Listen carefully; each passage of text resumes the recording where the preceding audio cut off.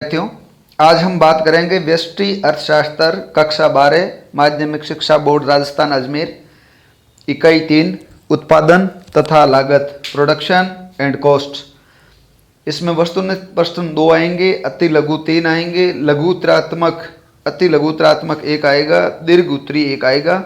कुल 7 प्रश्न आएंगे 10 अंक के।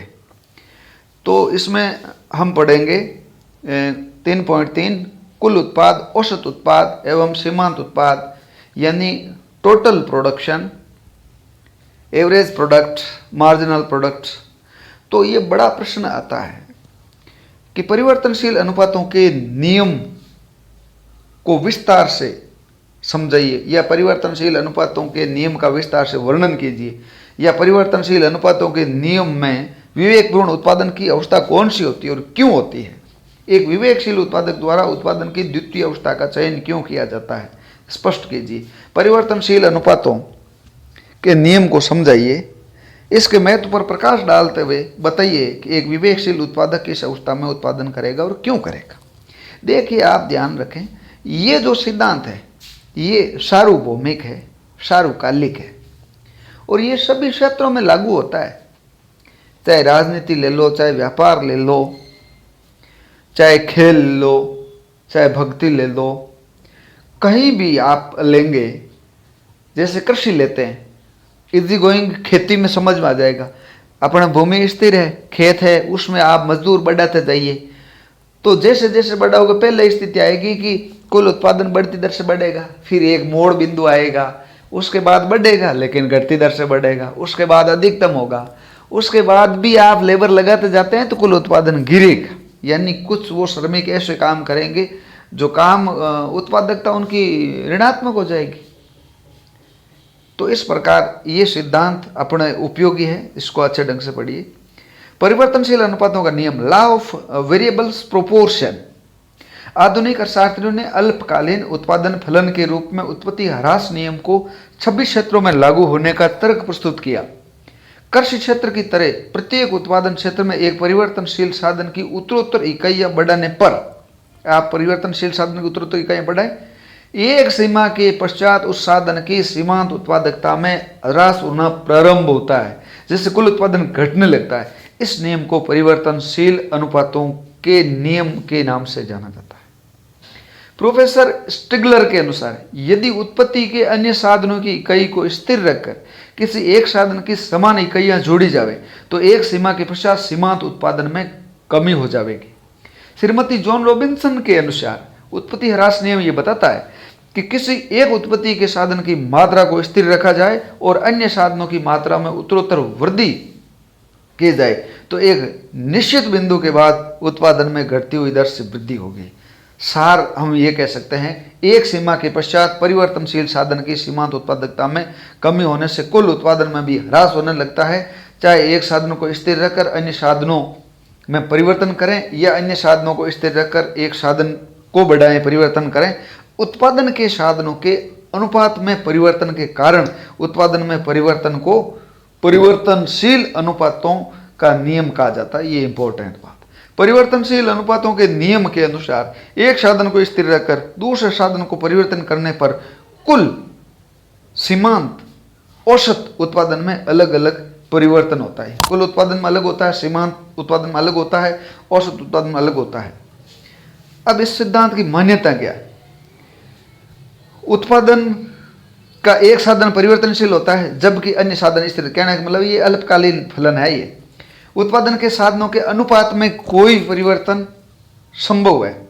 अनुपात यानी 5:0, 5:1, 5:1, कोई भी एक स्थिर है, बाकी परिवर्तनशील। परिवर्तनशील साधन की सभी इकाइयां समरूप होती है। उत्पादन की तकनीक में कोई परिवर्तन नहीं होता। यह नियम केवल अल्पकाल में लागू होता है, दीर्घकाल में नहीं। प्रारंभ में कुल उत्पादन बढ़ती दर से बढ़ता है। ये परिवर्तन सभी समान दर से वे कभी घटती दर से होता है। इस प्रकार अलग अलग दर से उत्पादन में परिवर्तन कुछ कारणों पर निर्भर करता है, जैसा रेखा चित्र की सहायता से अपन समझ सकते हैं। तो ये अपन अच्छे ढंग से आप चित्र बनाएं। देखिए आप सीमांत उत्पादन जो वक्र है, ये कुल उत्पादन वक्र में परिवर्तन की दर को बताता है। तो देखिए पहले आपके ये सीमांत उत्पादन बढ़ता है, अधिकतम होता है, बढ़ता है तो कुल उत्पादन बढ़ती दर से बढ़ता है, अधिकतम होता है तो वहां कुल उत्पादन में मोड़ आता है। गिरता है लेकिन धनात्मक है तो कुल उत्पादन बढ़ता है लेकिन घटती दर से बढ़ता है। सीमांत उत्पादन 0 होता है, कुल उत्पादन अधिकतम होता है। सीमांत उत्पादन ऋणात्मक होता है, कुल उत्पादन गिरता है। नेक्स्ट बात, जब औसत उत्पादन बढ़ता है तो सीमांत उत्पादन बढ़ भी सकता है, अधिकतम हो सकता है, गिर सकता है, लेकिन किंतु परंतु बट सीमांत उत्पादन औसत उत्पादन से अधिक होता है। और जब औसत उत्पादन अधिकतम होता है इसका मतलब सीमांत उत्पादन उसके बराबर होता है।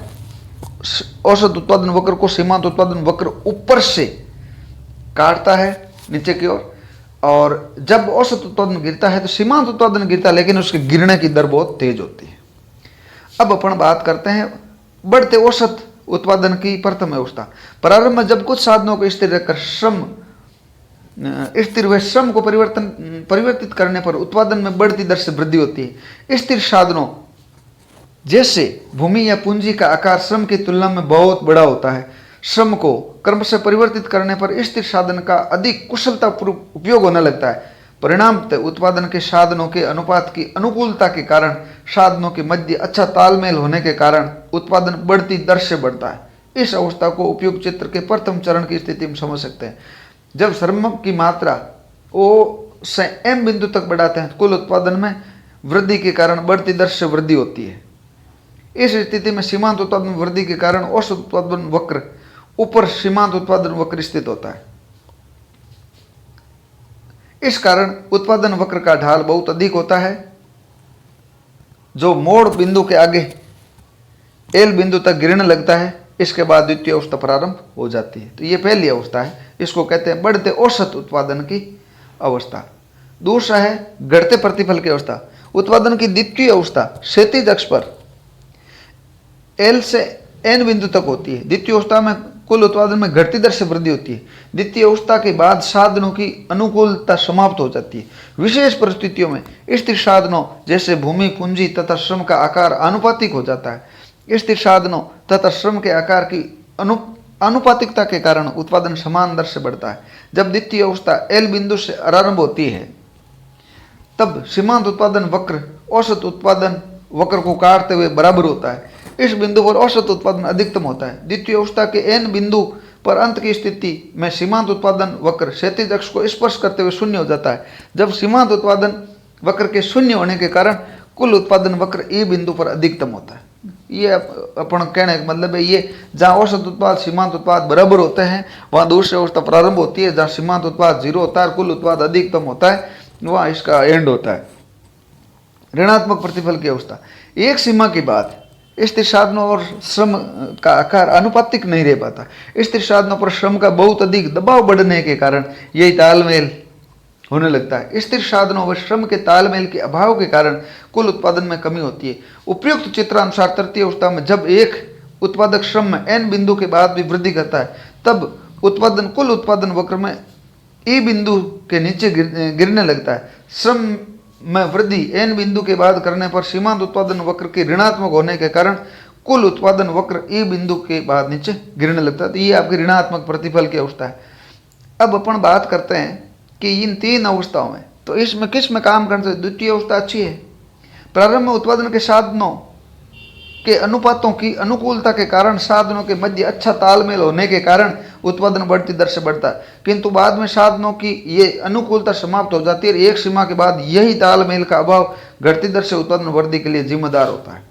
अब है एक विवेकशील उत्पादक को किस अवस्था में काम करना चाहिए। तो विवेकपूर्ण उत्पादन की जो अवस्था है, एक उत्पादक की विवेकपूर्ण उत्पादन की अवस्था उस स्थिति में होती है जब दी हुई लागत में उत्पादन अधिकतम किया जाए। इसी प्रकार दिए हुए उत्पादन की लागत न्यूनतम हो। लागत न्यूनतम, उत्पादन अधिकतम। एक उत्पादक की विवेकपूर्ण उत्पादन की अवस्था ही उत्पादन का संतुलन या उत्पादक का साम्य कहलाता है। उपयुक्त चित्र के अनुसार द्वितीय अवस्था में N बिंदु पर कुल उत्पादन वक्र के E बिंदु पर विवेकशील उत्पादन को अधिकतम करता है। उत्पादक अपने उत्पादन को अधिकतम करता है। यदि उत्पादक द्वितीय अवस्था के n बिंदु से कम मात्रा में श्रम की इकाइयों को प्रयोग करते हुए उत्पादन करता है तो उत्पादन अधिकतम मात्रा n से कम होगा। इस प्रकार कुल उत्पादन अधिकतम नहीं होगा। इसी प्रकार श्रम की ON मात्रा से अधिक इकाइयों का उपयोग करके उसके सीमांत उत्पादकता ऋणात्मक होने लगती है, अधिक करता है, और कुल उत्पादन है वो n से कम होगा। अतएव एक विवेकशील उत्पादक को ON विवेकशील उत्पादक श्रम की ON मात्रा का उपयोग करते हुए उत्पादन की अधिकतम मात्रा n पर अनुकूलतम उत्पादन करता है। उत्पादक की विवेकशील उत्पादन की अवस्था द्वितीय चरण मानी जाती है। प्रथम चरण में कुल भौतिक उत्पाद, औसत भौतिक उत्पाद और सीमांत भौतिक उत्पाद तीनों में ही वृद्धि होती है। अतः उत्पादक और अधिक उत्पादन करने के लिए प्रेरित होता है, और द्वितीय चरण में वो प्रवेश करता है। इसके विपरीत तृतीय चरण में कुल भौतिक उत्पाद और औसत उत्पाद घटता है और सीमांत उत्पाद ऋणात्मक हो जाता है। इस प्रकार तृतीय चरण में उत्पादन नहीं करेगा उत्पादक। वे श्रम की इकाइयां ON तक बढ़ाकर ई बिंदु पर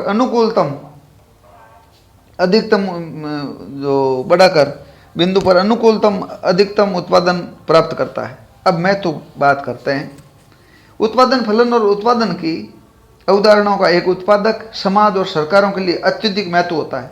उत्पादक किसी वस्तु या सेवा के उत्पादन के निर्णय या उत्पादन फलन की लागतों की तुलना